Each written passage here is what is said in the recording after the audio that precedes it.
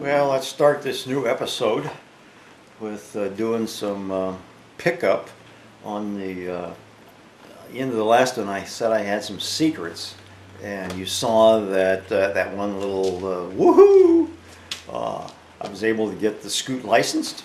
I was nip and tuck there for a second because I didn't have a bill of sale or any kind of note from the original owner, because him and his son are both passed away now. But I did have the title, registration, license, and possession of the Scoot. But I was able to get around it by paying tax on the full current valuation of the scooter, and it was like they evaluated it $575 at this 2 weeks ago. So once I decided, as I alluded to along this whole episode, there was a point where I was going to stop, and it was either going to, if I couldn't get a license, then I was going to have to start my own eBay channel and start selling parts off this thing to others that could. But I've got the license now, and so I ordered something here online that I've been noticing, on eBay for a couple weeks, and I decided after I got the license that I was going to go ahead and order it and get 4 pins, 5-wire, good lock system. It came with a new one for the fuel tank, the seat latch, and a new core for the glove box. Now the glove box and the fuel tank were matched, but they didn't match the one for this ignition. So I'm thinking I've got a set of mismatched, off of maybe 2 different scooters. But I can live with 2 keys, having one for the glove box and the fuel tank or seat latch and one separate from the scooter. So I don't need one key does them all to bind them together like in the Lord of the Rings. I don't have the Lord of the Keys, so let me take the old one out, and I'm going to check this one for continuity and everything. It looks like it should be okay. And I got some stuff I need to do on the hole in the bracket on the mounts on the neck of the Scoot for it to secure the forks at a locked off position. So we'll come back when I get my meter out. Well, I just did a meter check on the ones that are supposed to come on, and the ones that don't come on. So everything, and then I pulled off the cap here and checked continuity from the solder joints up to the wires to make sure nothing's broken in here. So I can go ahead and install this now. I'm going to have some get my Dremel out and make a hole a little bit bigger in the thing. Well, I'll show you here in a second. Back in here is the hole that the pin lock goes into, and I don't know which way I'm going to have to enlarge it, because I did a little, when I put the head back on, I put an extra washer in there, and I think I I changed the relationship between the hole here and where the pin mounts, so I got to figure out where it's hitting. Well, we've got our key, and I can lock it in place now.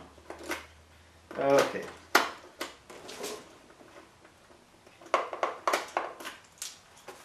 And let's see if we can.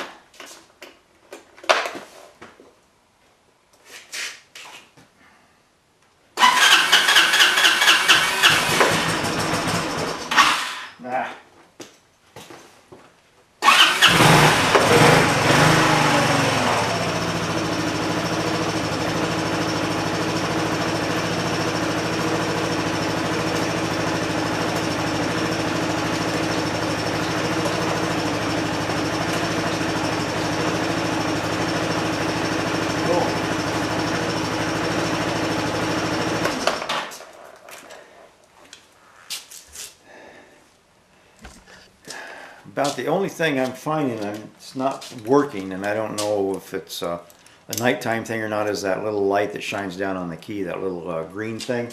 But I don't care if it doesn't work or not. So I always know, I know where to find the keyhole. So let me start putting the nose back on. That was the only thing I was waiting, was to get that key switch in there. And it was interesting because on the old one it was bent around behind the steering tube assembly, and this one the wire was bent up over in front of it, just below the headlight wiring. So that's the way I put it around front. It makes it a little easier to get to the plug and everything. So we'll come back. Well, I got the nose on. It was fun and games. It's a little off-centered to this direction by about maybe, I don't know, 1/4 of an inch. It should be this way. I don't know where in the frame or in the plastic here it's off. I got some, I have some work to do on the baby buggy bumper down here. Got some slots to cut in on this panel here on both sides. That's the wooden ones we made. Well, actually the wooden one's over here, and this one is the one we glassed in. So once I get these slots made, then I'll probably just put a fastener back here on the side and use that to hold it in place. But I've got the new lock in here, so now I can use that. So that, and then that key matches the glove box here. So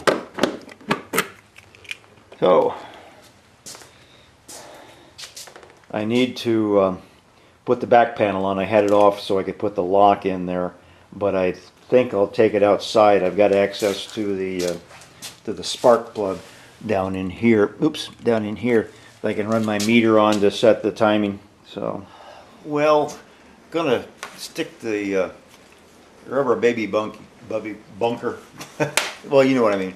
The bumper back on the front here. This lower panel has some holes in it for these lower slots, but when I redid the one on top here, they got covered up. So I've got to go and locate them now, and which I already did with some tape here, and I marked on the edges where the front and back cuts will be, and then I'll go ahead and pilot in some holes and then work that out. It's a little different on the other side. The heights are a little off on the other one, because I don't know, because the way this panel went in and some damage and stuff. It's not fitting quite right, but I mean, it's back together again. So let me go ahead and drill some holes. We'll come back and show you what I'm doing down in here. So basically, I'm just taking my little drill and making sure what's in behind there. Nothing special.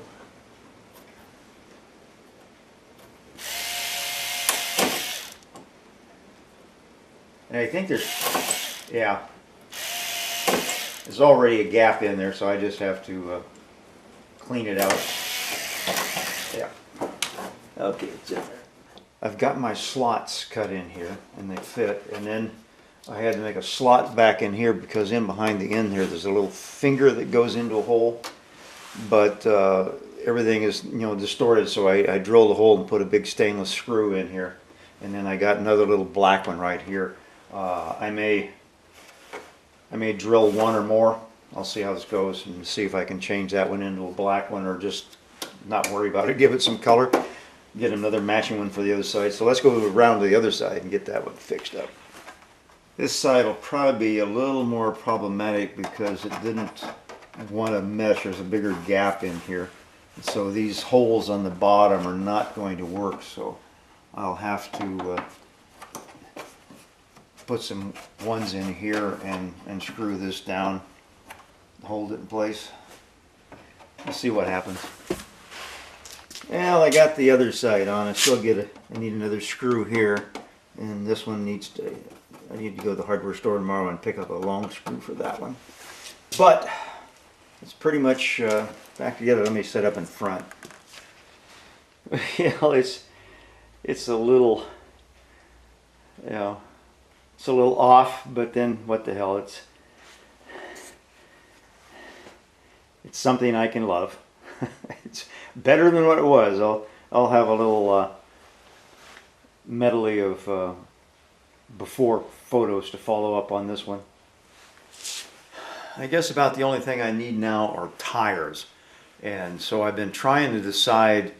I could get cheap Kendas, but you know, I've got so much time into this, and you know, I just as soon have some good tires. So I've been looking at, I think I said Milos the other day, but they're Molas, Bridgestone Molas, Molas, and I've been looking at some Pirelli S something 26s.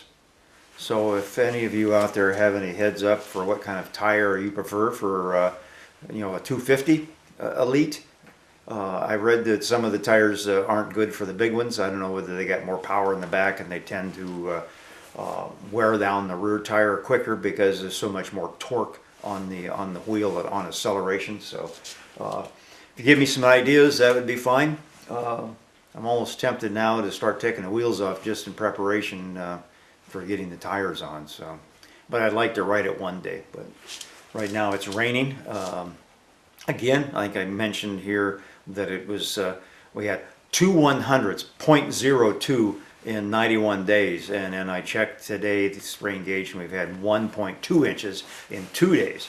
So it's back to Seattle.